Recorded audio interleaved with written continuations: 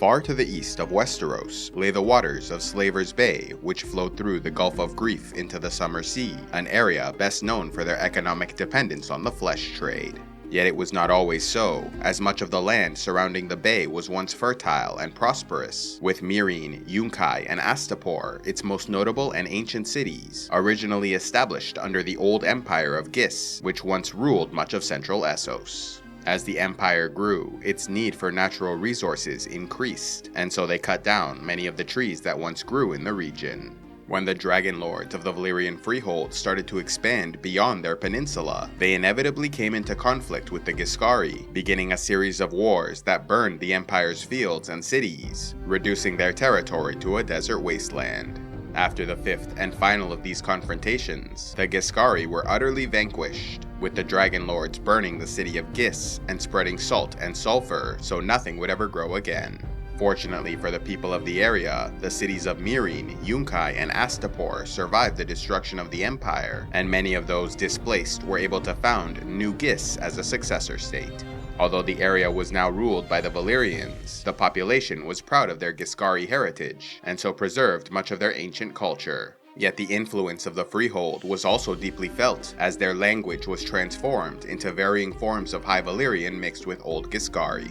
With their lands no longer providing the resources necessary to survive, the settlements of the Bay turned to the slave trade to sustain their economies. After the doom of Valyria in 114 BC, the Freehold was destroyed and the settlements of Slaver's Bay became independent, now responsible for governing and defending themselves. Those who came to rule these newly liberated areas were an aristocratic elite called the Masters, made up of families with noble bloodlines, who became experts in the breeding and training of slaves. Amongst their dark amber-skinned people, the richest segments of society were usually involved directly in the slave trade, and wore long, loose, shapeless sheets called tokars, while enjoying rich and flavorful foods, such as dog, octopus stew, and duck eggs. Though the cities of Slaver's Bay shared a history and had many cultural similarities, they each distinguished themselves as well. Ruled by the Great Masters, Meereen was famed for their fighting pits, including the great arena known as Daznak's Pit, where cheering mobs watched men, women, children, and beasts battle to the death. Though it provided entertainment for the people and punishment for criminals, the fights also had a religious component, as the matches were considered a blood sacrifice to the gods, with the victors winning fame and prestige, while the losers were memorialized upon the gates of fate at the entrance of Daznak's Pit. Meereen is also known for their 800-foot-tall Great Pyramid, built in memory of the Great Pyramid of Ghis, and the Temple of the Graces, an important religious institution. Further south, in the Yellow City of Yunkai, named for their buildings of yellow brick, the Wise Masters ruled, focusing their efforts on specialized training, becoming known for their pleasure slaves, trained in the ways of the 7 Sighs and 16 Seats of Pleasure. In the Red City of Astapor, named for their buildings of red brick, the Good Masters were known for their training of unsullied slave soldiers, men castrated at a young age and trained their whole lives for battle. The Unsullied were said to employ the same fighting style as the armies of Old Ghis, using disciplined, lockstep maneuvers to great effect in open battle. Similarly, the Iron Legions of New Ghis were trained in that same style of fighting, though their ranks were filled with freemen rather than slaves. Beyond the eastern shore of Slaver's Bay, the area was also home to the Isle of Cedars in the south, also called the Isle of 100 Battles, where the cities of Gozai and Velos once stood until they were drowned during the Doom of Valyria.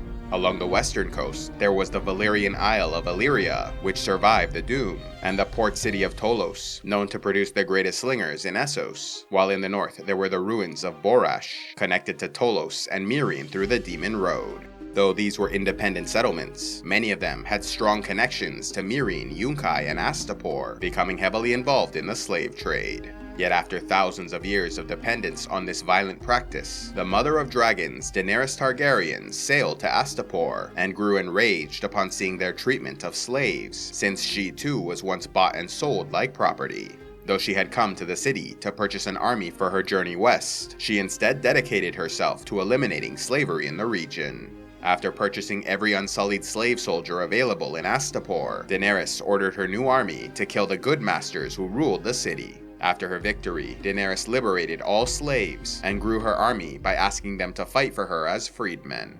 Leaving a council to rule, Daenerys next led her people to Yunkai, where the Wise Masters hired the Stormcrows and Second Son's mercenary companies to strengthen their defenses. However, this city also fell after the betrayal of the Stormcrows, and just as before, their slaves were freed. Traveling north, she fought yet another battle and once again was victorious, establishing her seat of power in Meereen. However, her conquest of the slaver cities proved short-lived, as she soon learned the Council of Astapor fell to a former butcher named Cleon, who declared himself king and enslaved the former aristocracy, while in Yunkai, the Wise Masters had returned to their old ways and were gathering allies to fight against her forces. Even in Meereen, the Queen struggled to maintain her rule, as a rebel insurgency known as the Sons of the Harpy attacked her followers in the streets, fighting a shadow war on behalf of the Great Masters who once ruled the city. And while she faced attacks within her realm, her enemies gathered around her as well, with an alliance of powers including New Ghis, Tolos, Karth, Volantis, and the Wise Masters of Yunkai joining together as her disruption of the slave trade was devastating to each of their economies. This alliance then traveled to Astapor, where they defeated King Cleon and reinstated their former government, before sending a naval fleet to blockade Meereen. Meanwhile, Daenerys began to make a number of concessions to the Meereenese nobility in an attempt to stabilize the city and prepare for its defense, marrying a nobleman named Hisdar zo Lorak, in the hopes this would help end the attacks from the Sons of the Harpy. In addition to all these problems, the bloody flux was also starting to spread in the area, threatening to devastate the city. After forging an uneasy peace agreement with Yunkai, a great celebration was held in the fighting pits of Meereen, but the festivities were interrupted by the dragon Drogon, who appeared without warning and landed in the arena. Daenerys, seeing the fighters preparing to attack the creature, charged forth and mounted it for the first time, flying away on its back and unintentionally abandoning the city. With the queen gone, her closest advisor Sir Barristan Selmy led a coup against her husband Hisdar zo Lorak, who he did not trust, and prepared the city for war against Yunkai, who despite the peace was sending a fleet against them. And while the battle approaching was a serious threat to the rule of the Dragon Queen, they were soon reinforced by the Second Son's mercenary company under Brown Ben Plum, who was convinced by Tyrion Lannister to join the forces of Meereen. In addition, the Iron Fleet under Victarion Greyjoy was sailing towards them, wanting to ally themselves with Daenerys Targaryen.